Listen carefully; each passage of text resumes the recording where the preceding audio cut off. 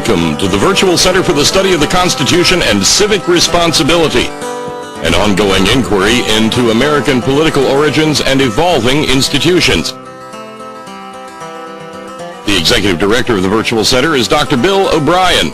He's also your host for this conversation. Here he is now, Dr. Bill O'Brien.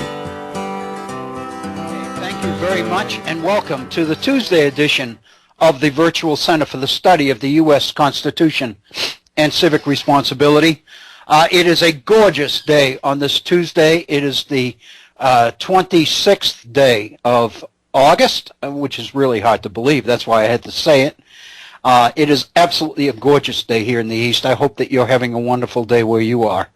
I want to thank you very, very much for your willingness to devote a portion of your valuable time to our program here at the Virtual Center. I do appreciate that, and I, again, will do everything that I can do to make your willingness to give up a portion of your time a worthwhile thing for you. I'll do the best I can to make the time we spend together meaningful. It can become even more meaningful if you would pick up the phone and call in with your ideas and your comments, your suggestions, your questions, your criticisms or concerns or whatever you might have related to the topic. Because for one thing, the ongoing conversation that Bob Kincaid talks about in our introduction obviously is contingent on there being more than one voice. And so I would love to get your ideas and your reactions to some of the things that we talked about. If you were with us yesterday, you'll note that at the end of our second hour, Bob Kincaid joined us for about 10 minutes of conversation right at the very end of the program yesterday. And I encouraged him before we went on the air today to feel comfortable doing the same thing. I think Bob sometimes feels that because he's producing the program, he's a little bit reluctant to get on. But as we all know, Bob is so incredibly insightful and meaningful and adds to every single conversation. So I want him to feel free, because I think the dialogue is so valuable. I keep thinking back to the calls that we have had from Taiwan with our friend Horst, and I just think that in some ways they are the most meaningful programs that we've done on the entire series. And you know, I really do look forward to him. Last Wednesday when he called, as you recall, we had a connection problem. I could hear him fine, so I presume you could hear him as well, but he could not hear me. And so therefore, since we were going back and forth on some issues, it's a little bit difficult to conduct a conversation when you can't hear the other side. Of course, and I'm being a little bit facetious here because this doesn't relate to Horst at all, but we know that too often in our society today there are one-way conversations all the time, where much of what we relate to on what we call terrestrial talk radio is merely dialogue. It's merely opinionated, very subjective, very unsubstantiated opinion as much as anything else. And so consequently, whatever one might say on a call-in really doesn't affect the substance of the program, because more often than not, the person who's hosting the program is not listening to dialogue and clearly not responding to it. And I want you to know that that's not what we're about here at the Virtual Center. I take very, very seriously your opinions and your ideas, because every one of us, it seems to me, has something to contribute to our overall understanding of these, what I believe, and I think you would agree, are extremely complex issues. They are so important issues because they literally relate to the founding of the republic that we live in, the organization, structure, and intent of the government under which we live. So much of this is information and insight that we've never heard before. The fact that we haven't heard it before seems to me to be the most relevant issue. Why haven't we heard some of this stuff before?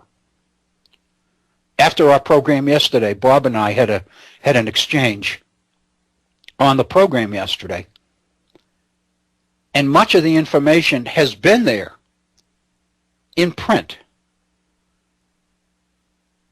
But more often than not, people read it over and see something, and they are inclined to believe that it's an isolated statement or an isolated letter, or at some point in time when it was written, the person writing it must have been delusionary or having, fits of insomnia or something worse. And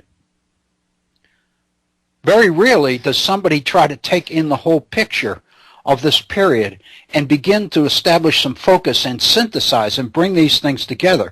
Because when you do, they tell their own story. And these stories need to be taught.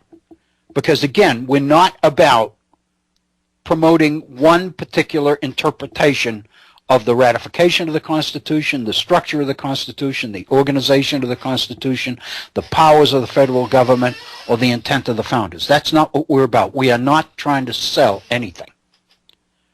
What we are trying to do is put additional information, additional insights, and additional considerations out there. Because it is my firm belief, and I've talked about this probably more than I should have, but it is my belief that education is the process of people trying to make sense out of what the information is bringing to them. My job, my role, I think, is to put out the information, put out the insights, and give people the opportunity to reflect, digest, analyze, synthesize, pursue additional information on a particular topic or whatever. The sum total of that is education. And it's the kind of education, the only kind of education, that can produce the educated citizenry that the Founders talks about so often and so passionately. Welcome to the Virtual Center for the Study of the U.S. Constitution on this Tuesday. It is a pleasure to be with you. It is an honor to be with you. So thank you very, very much. If you are inclined to call, we have a phone number that has been reserved just for that purpose. Our phone number is area code 304-574-8178. That's 304-574-8178. My personal email address, if you'd like to communicate via email directly with me, one-on-one, I would love to hear from you. My email address is waobrien, IEN 906 @gmail.com. waobrien 906 @gmail.com. Let me go back to a few of the things we were talking about yesterday and pick up there and go on. Because this is one of the situations that I think all of us dream about. And what I mean is a situation where you put together what seems to make sense on a particular issue. You put something together, you throw it out there, and you become excited enough about it that when time permits, you pursue additional information. I think everybody who's ever taught at any level can count the times when a particular lesson or a particular module of a lesson was so effective that students actually became engaged enough to undertake self-learning as a result of what you did. That's the goal of education. That's the goal. That's why all of us are in it.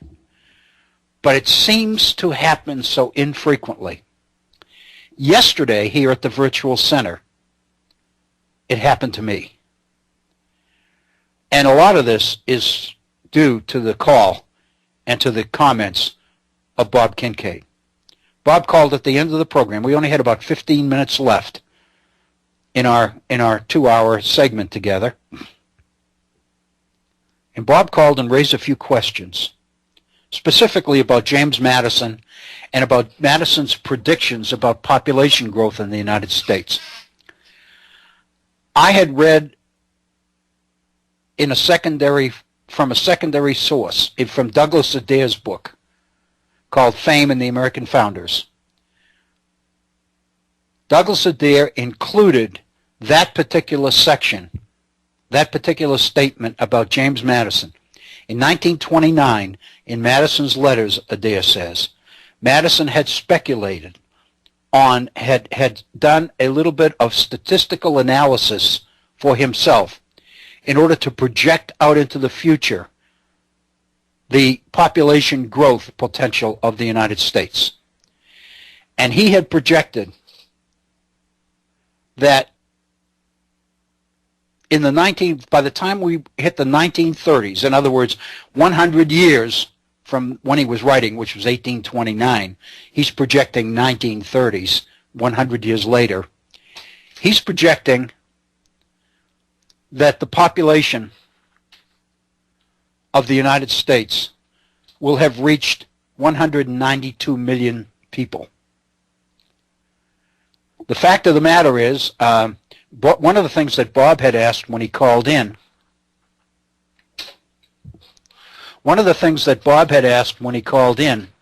was what the population of the country was in the 1930s. In other words, how accurate was Madison? I didn't know. I didn't have that information handy. Bob took off after the program was over and looked up the census, and looked at the census, and what he found was that in 1960, the year that John F. Kennedy was elected President of the United States, the population of the United States, according to the census, was 189 million. So the fact of the matter is, Madison's predictions were incredibly profound. They were pretty accurate, given the fact that this was just his own speculation on his part. And so I was particularly taken with the fact that Bob was inclined to do that, to go that extra mile, so to speak, in order to look up that information. So based on the fact that he seemed to be a little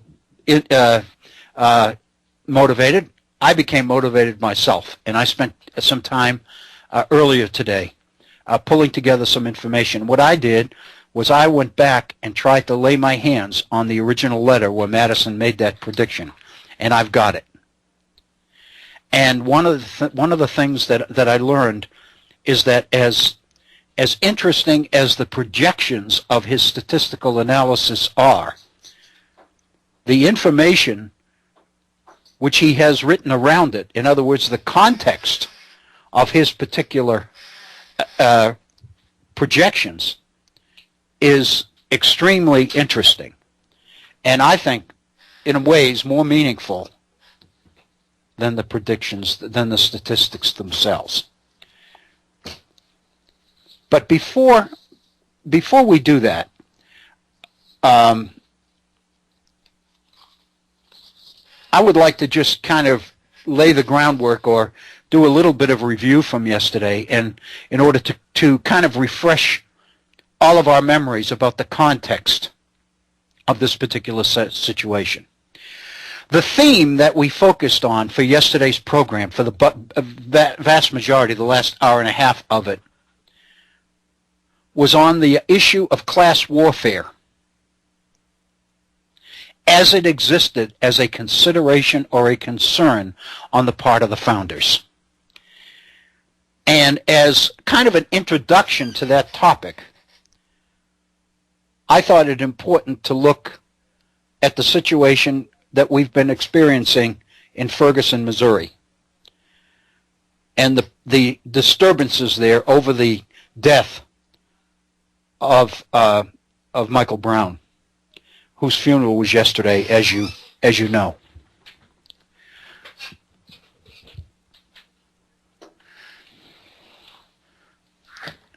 Have to excuse me for a moment. I'm closing a window because there's some work going on in the building next door, and I can hear voices. So, if you look at the situation that we've been experiencing in Ferguson, Missouri over the last week to 10 days, you begin to understand the nature of civil disturbances, of internal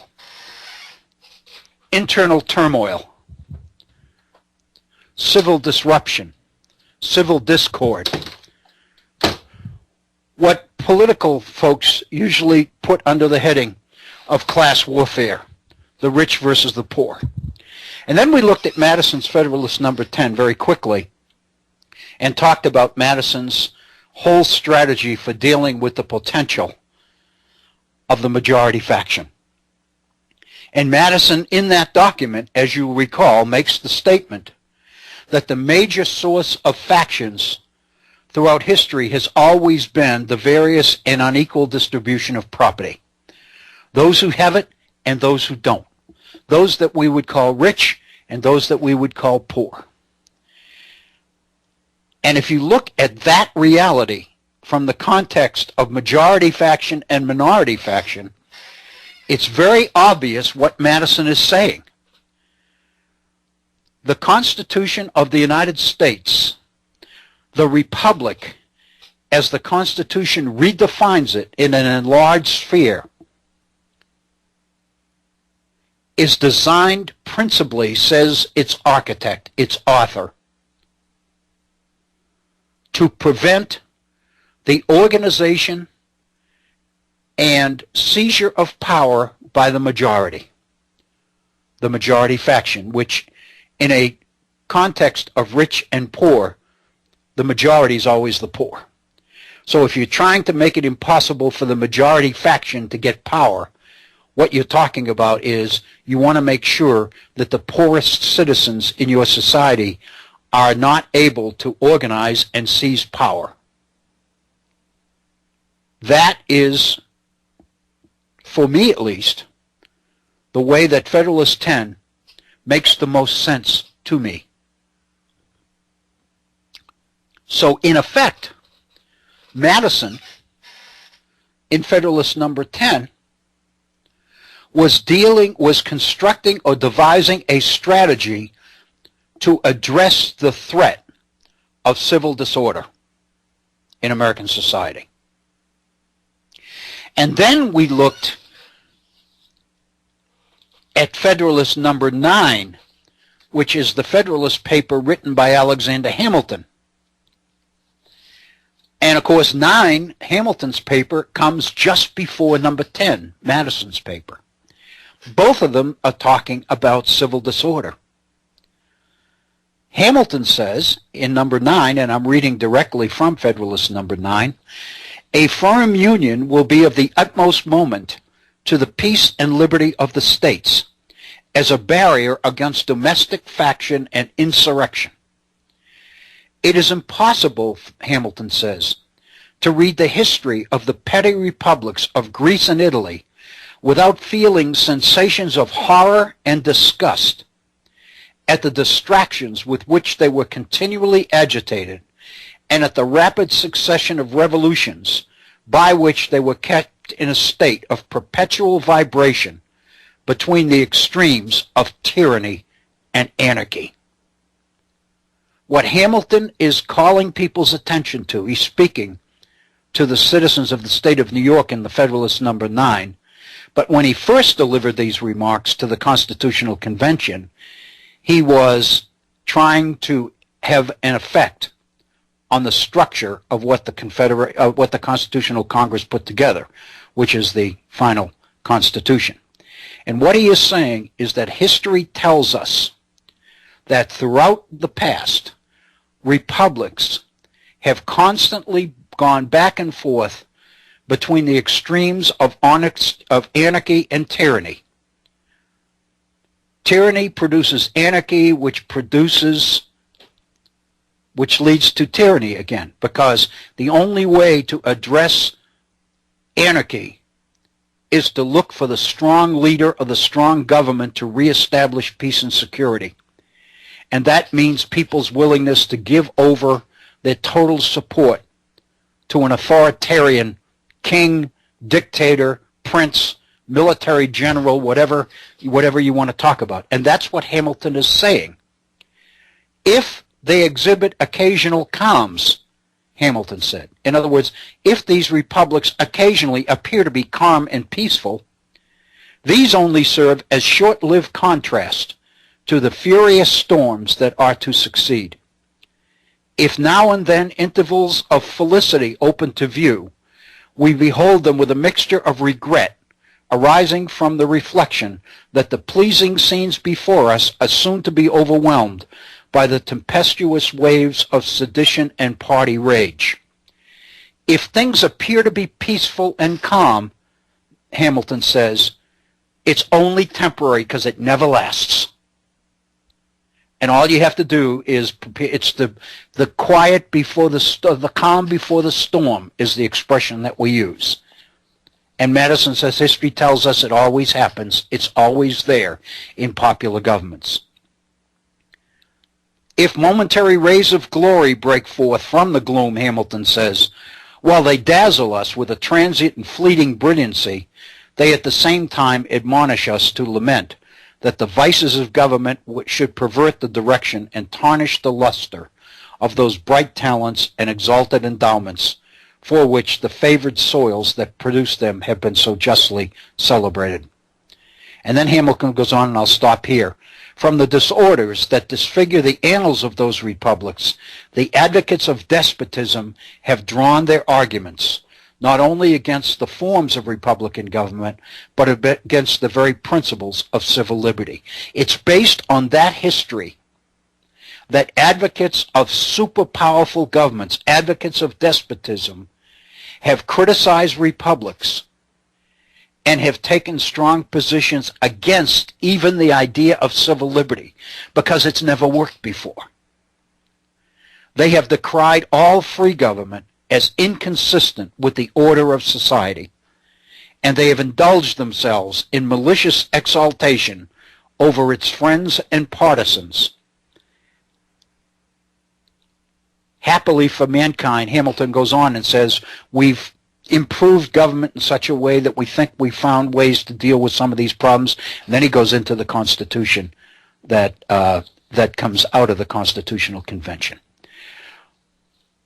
So where Madison is talking about majority faction in number 10, Hamilton in number 9 lays it straight out. This is about creating a government that is strong enough and able to control the violence of civil discord, which always happens in popular or Republican governments. That was the gist. And then the issue that created the attention which prompted Bob to call at the end of the program yesterday was a letter written by James Madison in 1829. It's important to put this into context. 1829, Madison succeeded Jefferson in the presidency in 1812 and served 2 terms.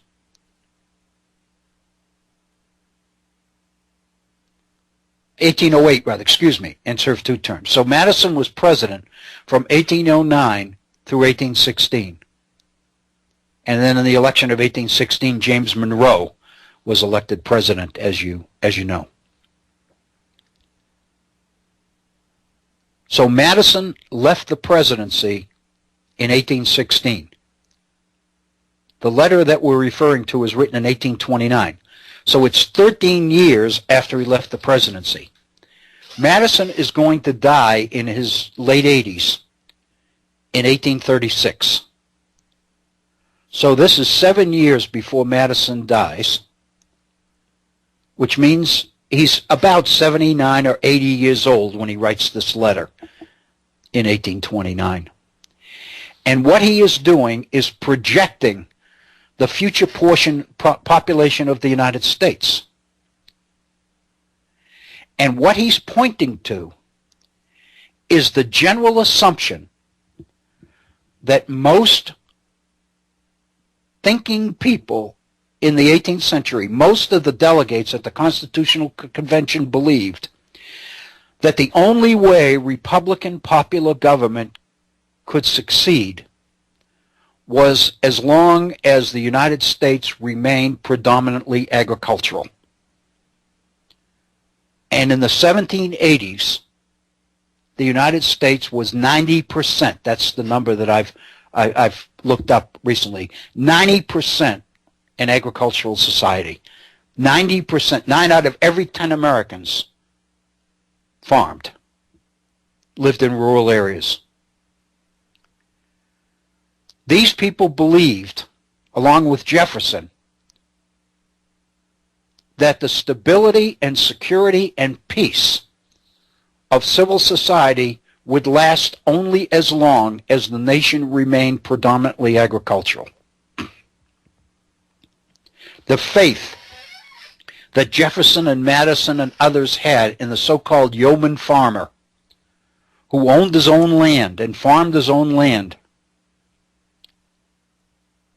these people, these yeoman farmers, to Jefferson and him and Madison,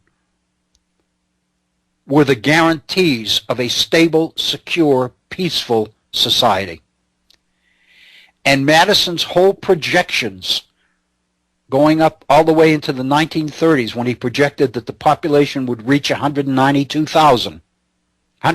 million, Madison was saying that at that point then, when we reach 192 million, we cease to be an agrarian society. We have reached a population where we can no longer anticipate that the republic will remain stable and that society will remain secure and peaceful. At that point, Madison says, we're going to have to change the Constitution. Republican government will no longer work. We're going to have to adopt some sort of monarchy, some sort of a king, as the only guarantee we've got to stable and secure lifestyle in this country. And then we read yesterday several quotes from John Adams, Benjamin Franklin, Gouverneur Morris, Hugh Williamson of North Carolina, predicting, and these were in the 1780s, these people were writing and predicting that at some point in time we were going to need a monarch. The Constitution, the republic that we created, would only last for so long. And that's what Madison was doing in 1829, was projecting exactly how long it would be that this republic, popular government of ours, would last. That was the gist of yesterday's program. That was the focus of the conversation that Bob Kincaid and I had at the end of the program yesterday. I went back to try to lay my hands on Madison's the original letter of 1829, because I wanted to look at those projections. And Bob Kincaid rightly pointed out how prescient, how visionary Madison's predictions were, not only in terms of the number, how close he was to the 192 million, but how ironic it is that the 1930s was the period of the Depression. It was the period when FDR came into office and initiated the changes which we know as the New Deal, recognizing that if government didn't change completely around and begin to take more seriously the plight of people in this country, then this nation was not going to last. So in an ironic way, Madison's predictions were quite visionary. They're incredible. And Bob Kincaid made a comment which I have nothing, I cannot do anything with but agree, when he said, I'm becoming more and more impressed with Madison's insight every day. This guy is really bright. I have the original letter, and what I did in reading the full letter, I've seen references to it, but I never had the letter in my hand before, is that the language surrounding Madison's projections, Madison's statistical analysis of potential population growth, the narrative is as revealing as the numbers, if not more so. So what I'd like to do, we've reached the top of the end of our first hour. We only obviously started a half hour late today, but it's just going on 2 p.m. in the East. So what we're going to do is pause for a few minutes, just a couple of minutes, take a short break. Then when we come back, we're going to look at James Madison, and we're just going to be standing behind James Madison as this elderly man sits at his desk in 1829 and scribbles out the projections that we've been talking about. The only difference is that we are standing looking over Madison's shoulder. We're not saying anything. We're just reacting to what he says. You are in for quite an hour. Please stay with us. This is the Virtual Center for the Study of the U.S. Constitution. It's 2 p.m. in the East. We'll break for a 2 or 3 minute short break. We'll be right back with more of the Virtual Center. Please stay with us. Thank you, Bob Kincaid, and welcome to our second hour at the Virtual Center on this beautiful Tuesday afternoon. It is the 26th day of August, and it is a beautiful day, and what makes it even more so is the opportunity to be with you here at the Virtual Center. I want to thank you for tuning in. I want to thank Bob Kincaid and the folks at the Head On Radio Network for making this program possible. We invite you to participate actively in the program by picking up the phone and giving us a call. I know that our listeners would love to hear from you. And if you don't do it today, please feel comfortable doing it tomorrow. After we finish the program today and we get this information out there, my guess is that all of you listening will have something to contribute to this. We would love to hear it, and tomorrow would be a good opportunity to avail yourself of the phone number. It is area code 304-574-8178. That's 304-574-8178. My email address, waobrien906@gmail.com. waobrien, IEN, 906@gmail.com. I mentioned Madison's letter, written in 1829. It's in Madison's Papers, Chapter 16, Volume 4, pages 28 to 30. The subject is the right to vote. Madison is writing about suffrage, more specifically, the expansion of suffrage, the expansion of people's right to vote, making it possible for additional people in American government to vote, to elect representatives. You'll remember that at the time of independence, in the 1770s, and even through the 1780s, most states had property qualifications for voting and office holding. Only those who owned property could participate in the ballot box. And the thinking that led to that was the idea that people who own property have skin in the game. They have a vested interest in supporting good government. People that don't own property are dangerous. They're willing to take all sorts of risks because they have nothing to lose and everything to gain. The last thing that those with property would deign to do would be to give power to those without property. Nobody in their right mind would risk what they have by letting people who have nothing make the decisions that affect them in terms of taxes and various other things. But gradually, as the new nation under the Constitution moves into the 19th century, moves through the 1790s and into the 19th century, through the period of Jefferson and then Madison, and then we get into the 1820s, of course, we get into the administration of Andrew Jackson in 1828. And what we see in our textbooks tell us that during this period, of the 1820s and 30s, there's a tremendous expansion of the right to vote. The textbooks refer to it as Jacksonian democracy.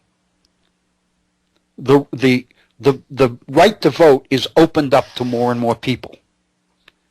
And writing in 1829, that's what Madison is talking about, is the expansion of the suffrage. And so he says, the right of suffrage being of vital importance, and approving an extension of it to housekeepers and heads of families, I will suggest a few considerations which govern my judgment on the subject. Madison is reacting positively to the extension of the right to vote to housekeepers and heads of families, whether they own property or not. Because already he is beginning to see more and more evidence of people in America who don't own property. It's clear that expanding suffrage, the right to vote, is a way to create a sense of belonging to those without property. In other words, it's a protection. It doesn't open up power to those without property. It opens up the opportunity to participate to those without property. And the thinking is that expanding the suffrage might be enough to give most people a vested interest in the government and in the future of this nation.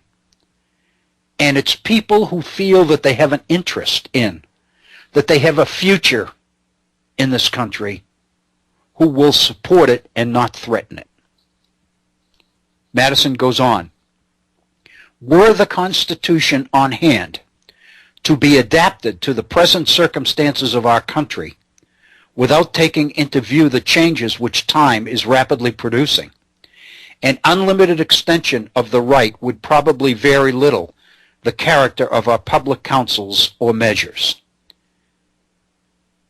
Translation of that sentence, what Madison seems to be saying there is that if we just look at America as it is now and we didn't take into consideration the changes that time is rapidly producing, chances are that extending the vote, the right to vote, wouldn't have any material effect on anything, wouldn't change anything. But, Madison says, as we are to prepare a system of government for a period which it is hoped will be a long one, we must look to the prospective changes in the condition and composition of the society on which it is to act. Since we're looking at a long-term solution to the preservation of the republic, popular government, we must look at the kinds of changes in society that will be affected directly by who votes and who doesn't. And then Madison goes into some historical background and insight. Beside this paragraph, I have written, wow, because I think there's some room for comment and reflection on this paragraph. Madison says, it is a law of nature, now well understood, that the earth, under a civilized cultivation, is capable of yielding subsistence for a large surplus of consumers beyond those having an immediate interest in the soil.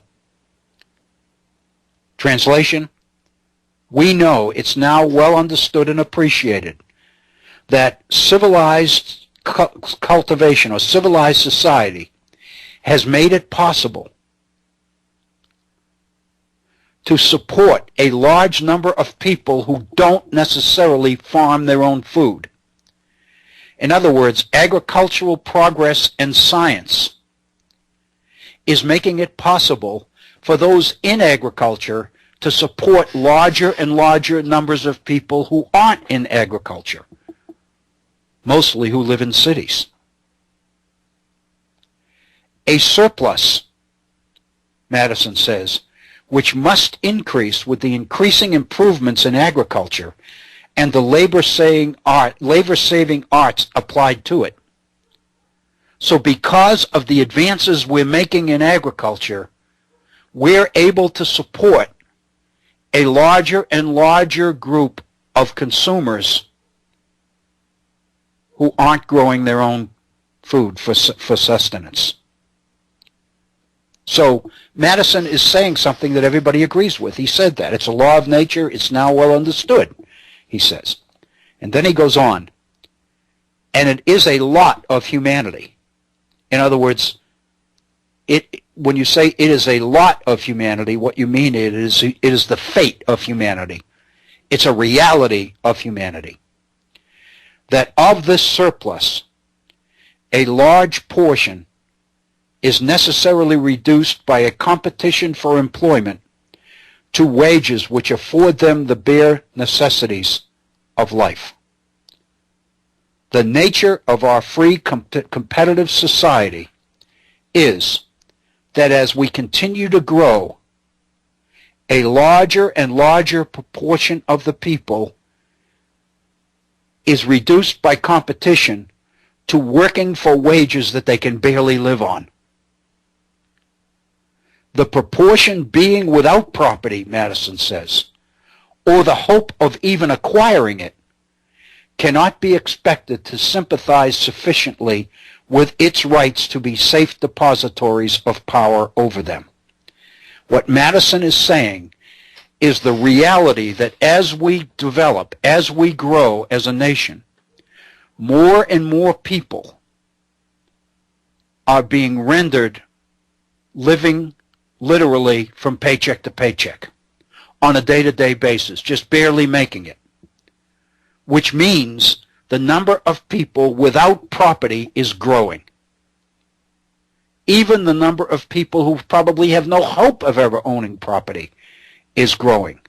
We cannot expect them to sympathize with our right to exercise power over them. We've got to find a way to include them into our society, or we're in trouble. What then, Madison says, is to be done with this unfavored class of the community? And then he basically begins to lay out the options. If it be on one hand unsafe to admit them to a full share of political power, it must be recollected on the other hand that it cannot be expedient to rest a Republican government on a portion of the society having a numerical and physical force excluded from and liable to be turned against it, and which would lead to a standing military force dangerous to all parties and to liberty itself.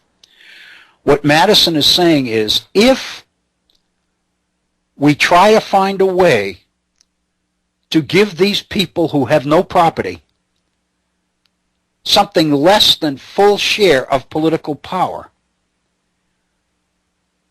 we're in trouble.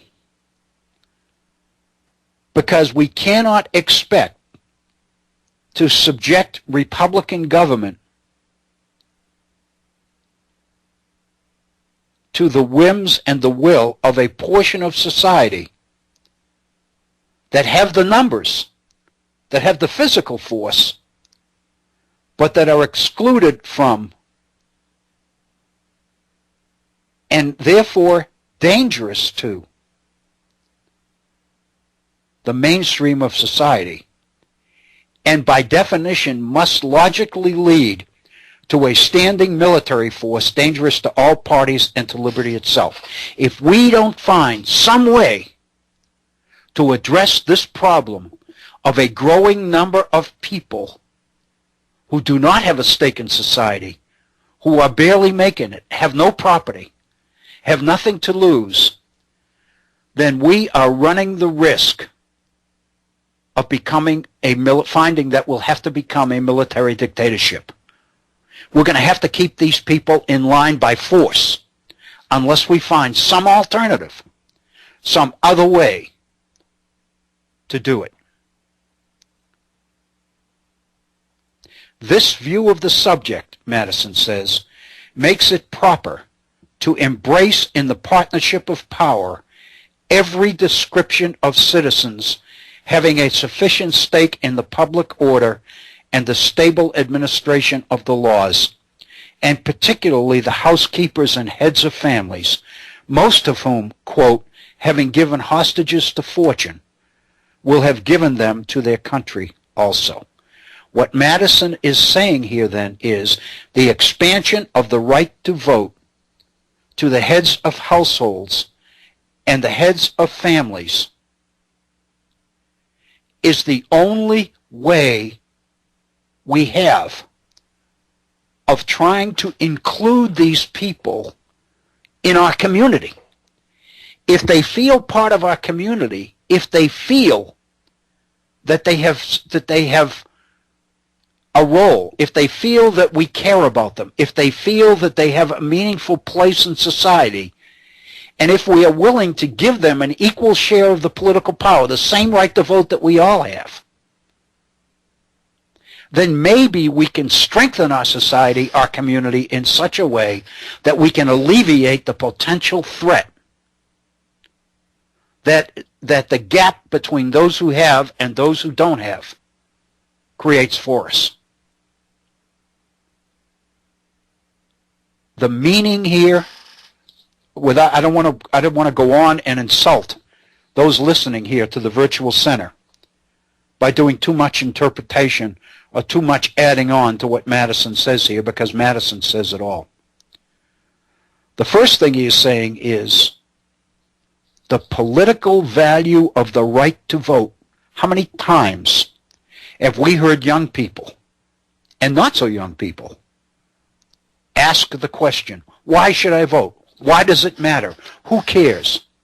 It doesn't change anything. Madison is basically saying the right to vote is the key to preserving civil order and discipline in society. The alternative is military rule. The alternative is dictatorship. The alternative is tyranny. The alternative is a king. We've got to find a way to include people and give people a feeling that they belong, that they fit. We can no longer do it, Madison is saying, once there isn't enough property for everybody to have some. Property ownership alone is not going to do it forever. We're going to have to find alternative ways.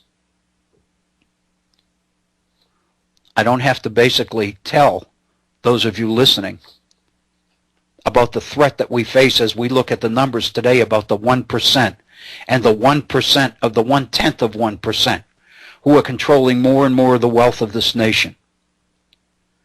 The incredibly wide gap in distribution of income and wealth in this country is creating the kind of turmoil that Madison is trying to avoid here.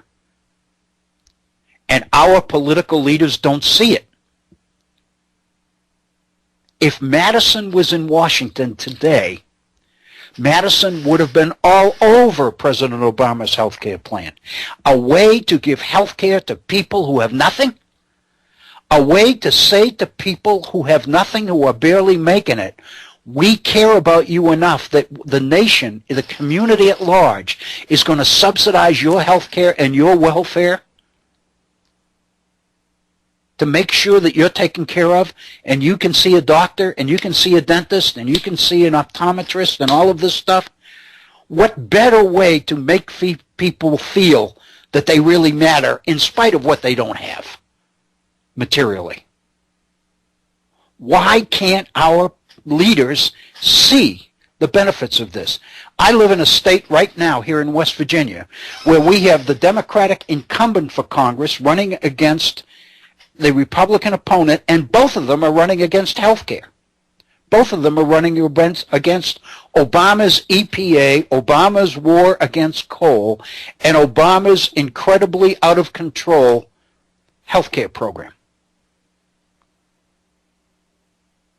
Are they insane? This is something that the nation, society needs to embrace. It's the basis of social order and security. Who's saying it? Not me. James Madison is saying it. This is a man who was in his 80s when he wrote this. This is the man who organized and literally devised the Constitution of the United States. He knows what's necessary to preserve a republic and what will bring it down. And our political leaders today are too selfish or too blind to even consider this. Tell me that we don't need to understand our history better and learn from our past.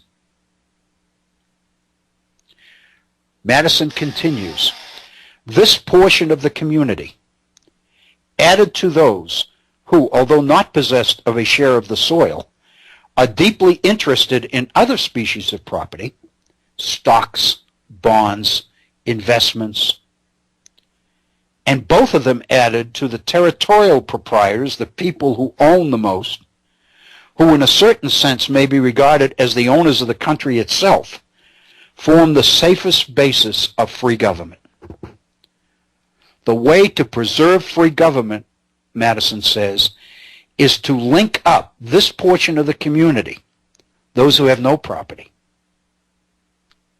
Even though they don't share soil, if they become deeply interested in other species of property, stocks, investments, bank accounts, savings, whatever, and then you add these people to those who own the most wealth in the country, the biggest property owners, those who we would say own the country itself. This triumvirate becomes the safest basis of free government, Madison says.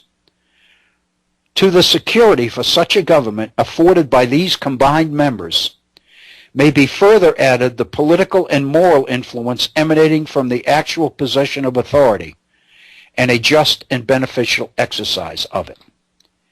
If you find a way to include the poor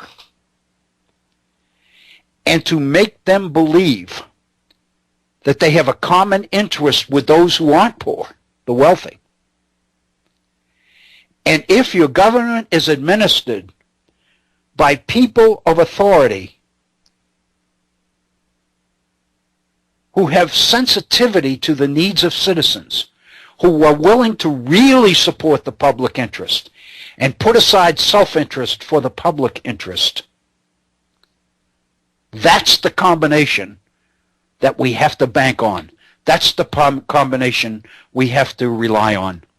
In yesterday's program, for the first half hour, I talked about a local situation here in our United Way in terms of fundraising in order to raise money to satisfy or provide for the poorer folks in our community. The concern I raised, Madison is raising here. The very concern I raised yesterday is about the fact that the needs of the community have become so great, the size of the financial goal of our local United Way has become so awesomely large that people have no choice but to turn to the people with the most money in order to meet these needs. In the process, we are cutting the very people that must support this society out of the process. We are making those who are on the receiving end of our largesse, of our philanthropy, feel that they are dependents and that they are not meaningful parts of this community. We can't afford to do that. That's the message that Madison is giving us here. We've got to find a way to make people feel that they belong, to give people a sense that they are included and that they are important and that they matter and that they mean something. We've done it with universal public education. Tried to. But now that's becoming the prerogative of the very wealthy only. Madison is doing it here in 1829 by advocating the expansion of the right to vote as a way to tie these people to the community at large. In New York politics, Alexander Hamilton makes a big deal in the New York legislature about taxes. And Hamilton says, you got to get everybody to pay taxes, because if people pay taxes to a government, they have a reason to support it. They feel that they belong. They feel that they own a piece. You got to make sure that you do that. You got to include everybody. I think this is an absolutely incredible, incredible letter. Now Madison goes to the projections. It would be happy, Madison says, if a state of society could be found or framed in which an equal voice in making the laws might be allowed to every individual bound to obey them. Madison said it would be a dream if we could create the kind of society where everybody had an equal voice and everybody who lived under the laws had an equal right to participate in making those laws. Wouldn't that be great? Madison is saying. But, he says, this is a theory which, like most theories, confessedly requires limitations and modifications. It's an ideal. You can't get there. And the only question to be decided in this, as in other cases, turns on the particular degree of departure in practice required by the essence and the object of the theory itself. What we've got to find, since we can't reach perfection, we've got to try to find a way to get as close to it as we can.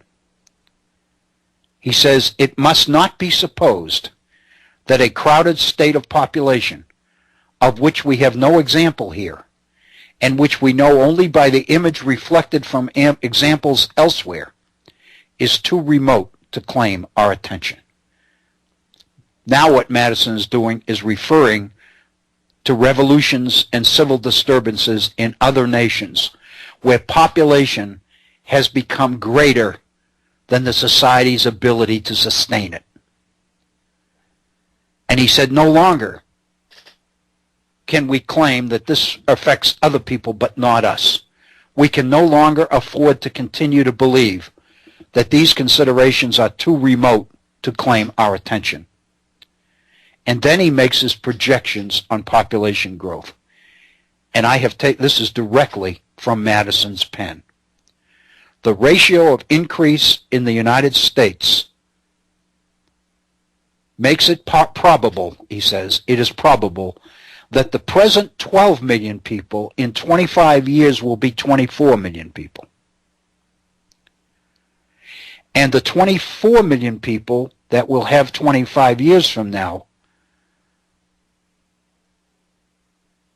in another 25 years, will become 48 million people. In other words, in 25 years, we'll be 24 million. In 50 years, we'll have 48 million. In 75 years, we'll have 96 million. In 100 years, we'll have 192 million. Madison predicts that the population of the United States will be 192 million 100 years from when he writes this, which is, ironically, 1929, which is our market fall, the beginning of our depression. And then he makes allowances for the fact that this might not be totally accurate. He said there may be gradual decrease in the ratio of increase, but it'll be small as long as the agriculture continues to yield its abundance. As long as we continue to produce agriculturally the way we are, there may be a change, but it's not going to be a major one. Hey, Dr. Bill?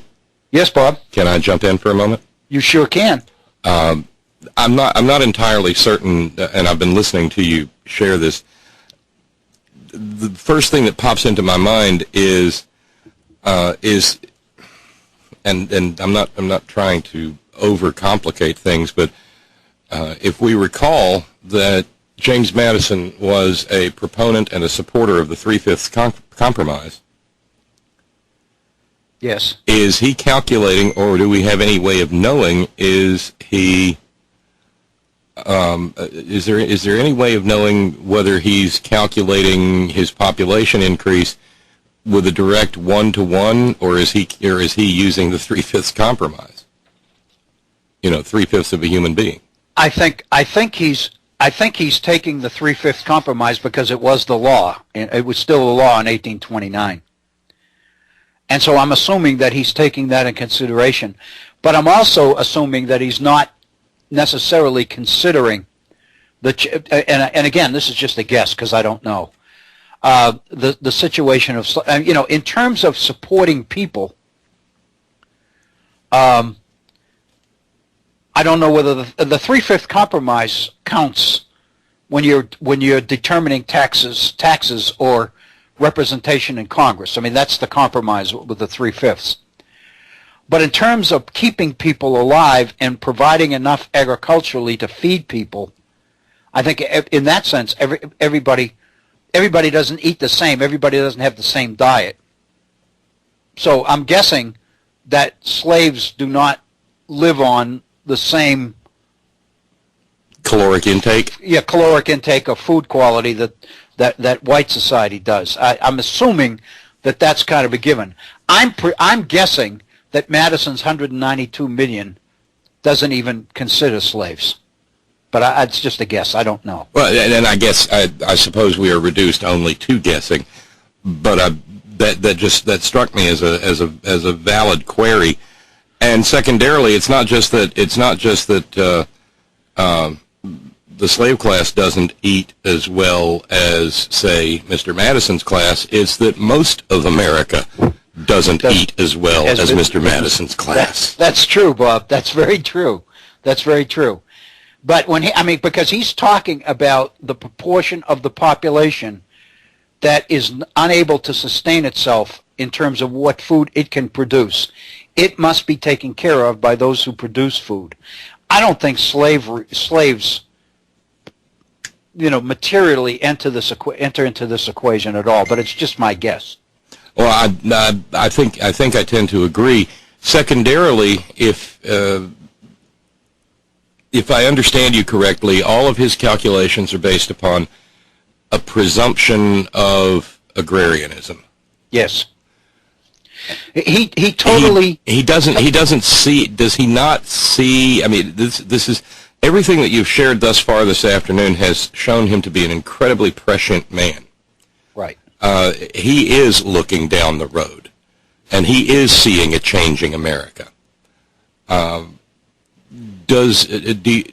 1829, and this is more of a broad question, not necessarily specific to Mr. Madison, but in 1829, is there any inkling on the horizon of the rise of the Industrial Revolution? That's right. I knew where you were going. I think it's there, but I think it's so much more advanced in Europe than it is here. What we know is the Industrial Revolution in the 1820s and 30s is just beginning to show its head. For example, the 1820s is the period of the mills in New England, the so-called Lowell girls, and the efforts to organize workers in the mills in New England and in Massachusetts, and Lowell and Lawrence and those areas in Massachusetts. That's in 1829. And if you remember, the plans for the mills were brought over from Europe in the 18th century, in the early 18th century. 1815 is when these Slater and these people bring back the plans from British industrialism and apply them here in America. So industrialism is just beginning to crank up. But let's also consider one other factor: the English industrialism of the late 18th century and the American industrialism of, say, New England and particularly Massachusetts. That is largely a water-driven industrialism, is it not? Mm-hmm. So yeah. So we have not and so the impact of steam power and all of those things probably hasn't been felt yet.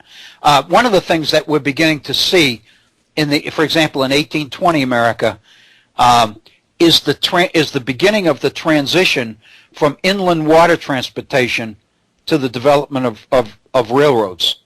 I think the railroad development in the north, connecting the Northeast and the Midwest in the 1820s, 30s, and 40s. If you look at the maps of railroad development, most of it is east-west, from the East Coast to the west. Very little of it is north-south. Oh, without a doubt. One other factor, though, I think to consider is that insofar as the industrialism of 1829 in the United States is still largely water-based and not steam-based, we have to take into account what happens, because this stuff is all demographically discoverable. We have to take into account, as we look at his 192 million, which, he was off by 30 years. It was 189 million according to the 1960 census. Right. I think it is maybe worthwhile taking into account that because, look at Madison. He's going to live to 86. Washington lived to great age. So did Adams. So did Jefferson. So did much of the wealth class of the country. Right. They had I think it would be safe to say they had a much, especially men, had a longer life expectancy. Right. Women of all classes had a reduced life expectancy. They start out at a deficit simply because of childbirth. Mm-hmm. But when you move into a steam-powered industrial revolution and the necessity of the coal and the wood that fires it, that's when you begin to see a distinct shift in the overall aggregate life expectancy in the United States. Yes. Exactly, very right, and again, in the early period, and I've done some work with population in the colonial period in the 17th and 18th centuries, and what you find when it comes to life expectancy is it's much greater in the northern colonies than it is in the southern colonies. Life expectancy, and part of it is family structure. That New England is settled from the very beginning by whole families, by congregations, the Puritan migration over to New England. And so because of the very nature and structure of families, life expectancy tends to be longer. Life is much more stable, much more secure, and much more predictable than it is for those people who come to the South primarily as indentured servants, with the idea that once they serve up their period of indenture, they're going to be kind of on their own to find a way to make it. And but you're right, as you move into the industrial period, life expectancy tends to become longer, although industrial labor becomes much more dangerous. It does. And one more thing to consider within the north-south divide here is the fact that from just a little bit north of Washington, D.C. southward, Philadelphia was included, for heaven's sake. Right. You have issues of malaria and yellow fever, and what people of that region southward referred to as the seasoning. In other words, you had to survive for about 2 years, and if you made it 2 years, you probably wouldn't be taken down by malaria or yellow fever. Right, exactly. And that's why the settlers in Jamestown, in early Jamestown, died at such tremendous rates, because they came totally unprepared for what they were going to face in terms of climate and disease and insects and various other things. So, but I think there's something to be seen here, Dr. Bill, in that, one, I mean, I'm not just touting James Madison as a brilliant seer, some sort of Republican Nostradamus in the wild, unsettled continent. But more than that, an ability for him to look at where the system they had developed was going to go. 1829 is 42 years after ratification of the Constitution. Exactly, 42 years, a half century almost. It's certainly, I mean, within old metrics, it's a generation. And he is still active and still projecting and still thinking about ways to preserve this system. That's why, more than ever, this has led me to believe even more than I did before that his role in developing the two-party system, the non-responsible two-party system in America, is designed principally to turn the political system in this country into an asset to build community. All of this keeps coming back to community, the strength of community, the need to include everybody. And what bothers me so much, Bob, is that we're in a world today where people are dismissing this. I think part of the reason is because community, in the minds of many people, is communism. And so they don't want any part of it. Well, and I think, Dr. Bill, that there is a sea change that happens, and we've talked about this a good bit on my program as well, trying to identify within the last 60 years when that sea change happens.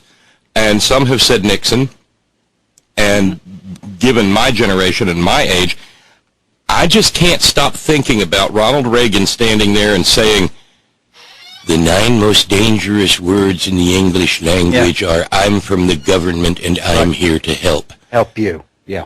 And that, there has been, at least to my mind, Dr. Bill, a very deliberate effort on the part of a certain portion of the polity of this country to delegitimize the idea of self-government.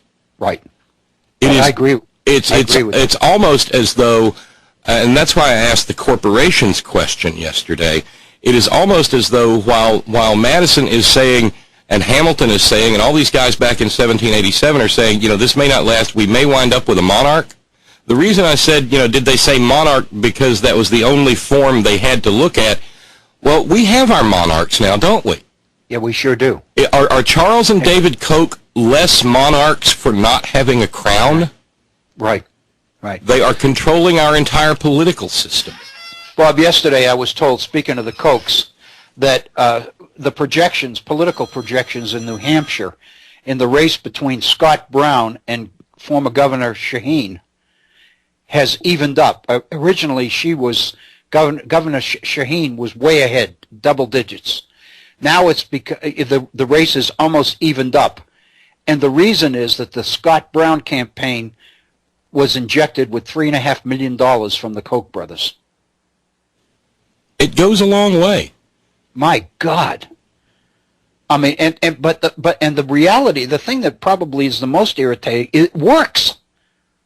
I mean, as visible as it is, and as horrendous, how much it outrages people, the fact of the matter is the negative politics works. And so if we can connect dots, then the reason that these politicians howl and pontificate and fulminate against ideas of nutrition assistance, right, or a living minimum wage, or access to health care, it stems, does it not, from a monarchical impulse? It does. Bob, it does.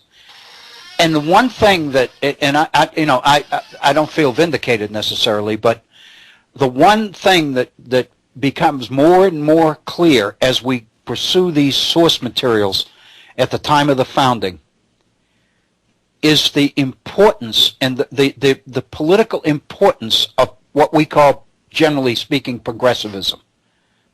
The fact that a conscious government policy to visibly, openly do everything we can to embrace everybody is the strength of the system.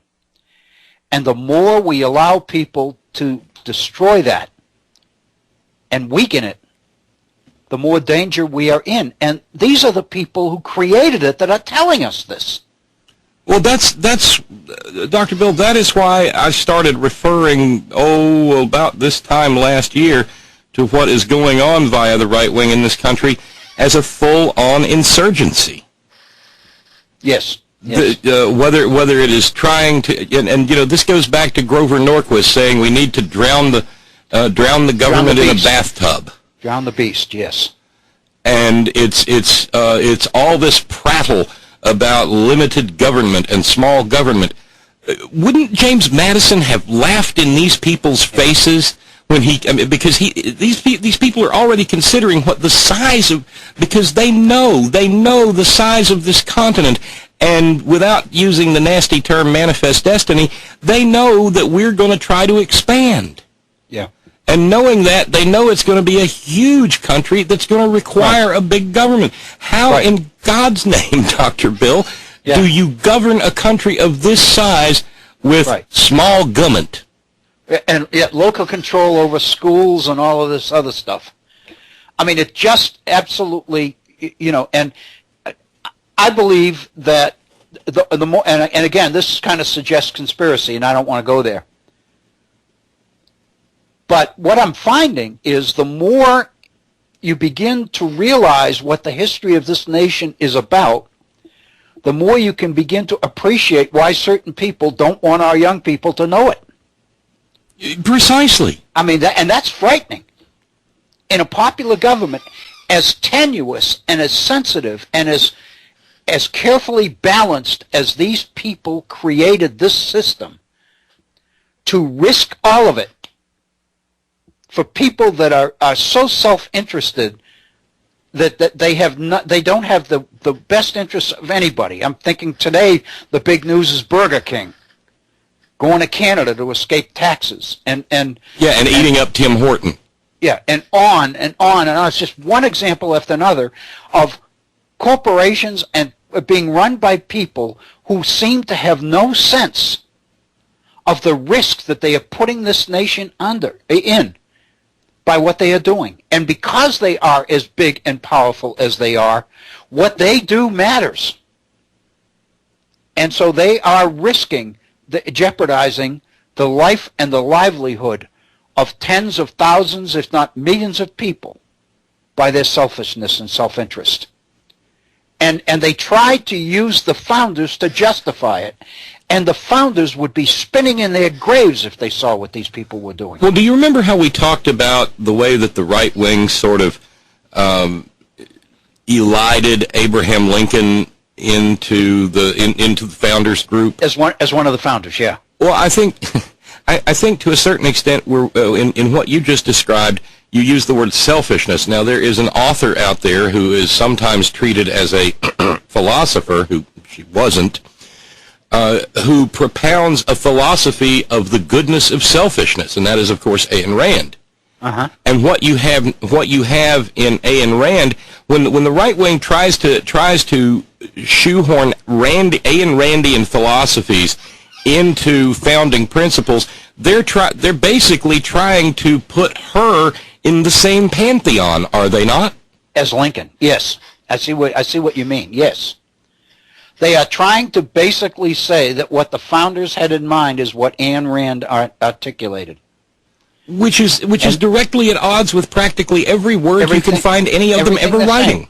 Well, you made a comment in your email, I don't know if you recall it or not, but you made a comment about what this kind of a document, this particular discussion, is doing to the idea of constitutional originalism.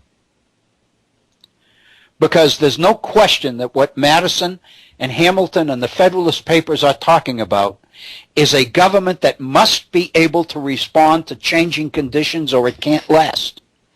That's what they're saying. Well, they're not only saying it has to, but by virtue of saying this may not last, they're saying that it has to. It has to adapt. It has to be a living document. If it's not a living document, it's a dead document. I mean, and the only question is how long before that death comes. Would James Madison, and I realize this is a dangerous game for us to play, Dr. Bill, but would James Madison have thought that have dreamed of a day when you would feel like you needed to strap a firearm on your hip to go to your local grocer's? Yeah, I read that. Oh, I mean, I don't know what we're doing. I mean, and this freedom, the emphasis on freedom, and this is all part of the strategy of disarming government, is to basically make the case that a strong government is a direct threat to people's freedom. And the fact of the matter is, freedom, as it's being used, really has no meaning if the system we live in, if the nation we live in falls apart. What good is it? Well, the freedom that the right talks about in this country these days, and let's remember the Koch brothers are basically just very, very wealthy John Birchers. They are. Let's understand that nothing, when you enter the ultra right wing hall of mirrors, nothing is as it appears. They call Obama a tyrant. They call Obama a dictator, when in fact it's their policies that point toward tyranny, that force protection of the public interest to become exactly that. You're right. And they describe government, self-government, as an infringement upon freedom, or their personal favorite term, liberty. Mm-hmm. But the word that and this goes back to so much of the stuff that I have learned from you. When they use the word liberty, it doesn't mean liberty. It means chaos. No, that's right. It means anarchy. That's right. That's what they're doing. They're suggesting that people ought to have the right. And Bob, if you look at some of the cases that are pending before the courts now, in terms of taking this last religious issue related to corporations, this Hobby Lobby case, some of the issues are so fine and so absurd that what they're doing is they are taking this idea of religious freedom to the absolute extreme, and they're bringing it before a court that they believe might just rule in their favor, and it might, and it is frightening, because all of this, it seems to me, is that issue yesterday of and I'm just hung up on the idea of building community and finding ways to tie people to the best interests of the community. If people can begin to see that their future depends on everybody else's future, we're at the beginning of a solution. But as long as it's me versus you, and what everything you get is something I can't have, that's right. Well, very, these people want to be wolves without the wolf pack, never understanding that the lone wolf that's cast out of the pack never survives. Never survives. Exactly. And so I mean, I don't know, Bob. I mean, I'm concerned. Well, there's reason to be concerned. I mean, in several states of the Union, roads that were paved for 70 years have been ground up to return to gravel. Yeah, I know. I mean, and the idea that rebuilding infrastructure and putting money and putting people to work in restoring our infrastructure is somehow investment that we can't afford is ludicrous. And yet at the same time, and I know we're running out of time, and I've kind of inveigled myself into the program again. Okay.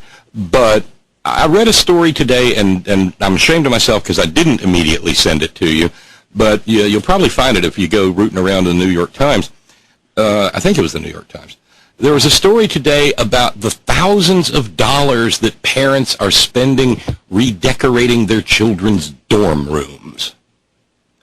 And how a business has arisen in which parents will pay $3,000 and a decorating company will come in and make it and make the dorm room more lovely for precious pumpkin. Like home. Yeah, more like home. Oh God. I mean, I remember my dorm room. I mean, it wasn't Spartan. It wasn't Bell Book and Candle or anything, but we had electricity and a common restroom and showers and stuff. But part of the strangeness of it was A, part of its magic. Yep. And B, there was a certain commonality to it that created, well, there you go, a sense of community. the room had what it needed in order to fulfill the role that it was supposed to fill in the overall picture of higher education. Right, but now now the room is becoming the feature. I mean, the dorms, institutions are selling students on coming to that particular institution based on the facilities, based on the football team, based on and look at the class system that this not only creates but reinforces. It certainly does. You know, you've got a child from a wealthy family in one dorm room, and their room looks like, you know, a mini Taj Mahal. Right. And meanwhile, the kid who's working his butt off on work study to get an education lives an austere existence, more in line with a monk's cell. So, is there necessarily going to arise out of that a sense of I've got more than you, a sort of Calvinistic approach to academia that I must be favored because I've got a better blankie? Oh, Bob. Sorry. I'll tell you. I mean, I appreciate your willingness to do this, and because I believe, and I think I told you in an email in the middle of the program today, that I find this so exciting, and because it needs to be out there. This document. I'm thinking to myself, how many times have historians or would-be historians read over this document, saw those projections of Madison, saying, "Oh God, he was trying to predict the future like the rest of us," and just wrote it off and not thought about what he was really saying. Everybody, this document is so important. I mean, it gives us the answer as to why expand the right to vote. It's, you know, wouldn't you give anything to be able to build the time machine and go back and ask and say, you know, Mr. Madison, where does slavery fit in all of this? Yeah, how do we do it? You know, do you predict? I mean, you know, do you see the end? You know, the end of the slave system coming? They saw. I mean, they could see the coming of the war. Jefferson saw it. He called slavery a fire bell in the night, for God's sake, in the late 18th century.